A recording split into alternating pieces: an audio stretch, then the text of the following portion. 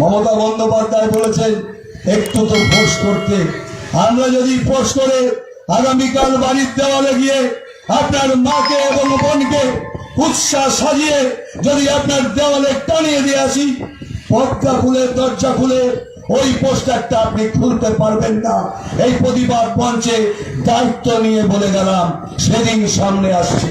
সকালবেলা উঠে দেখবেন যে মমতা বন্দ্যোপাধ্যায়কে ফেসবুকে আপনি ব্যক্তি গুচ্ছা করছেন, যে মমতা বন্দ্যোপাধ্যায়কে চরিত্র নিয়ে গালাগালি করছেন, আপনার বাড়ির দরজায় গিয়ে আপনার মা বোনকে বিকৃত ছবি করে আপনার বাড়ির দেওয়ালে টানিয়ে দিয়ে আসবো।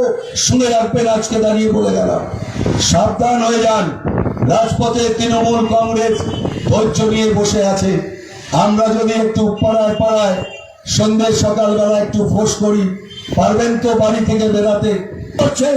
আপনার বাড়ির দরজায় গিয়ে আপনার মা বোনকে বিকৃত ছবি করে আপনার বাড়ির দেওয়ালে টানিয়ে দিয়ে আসবো। শুনে রাখবেন, আজকে দাঁড়িয়ে বলে গেলাম, সাবধান হয়ে যান। রাজপথে তৃণমূল কংগ্রেস ধৈর্য নিয়ে বসে আছে।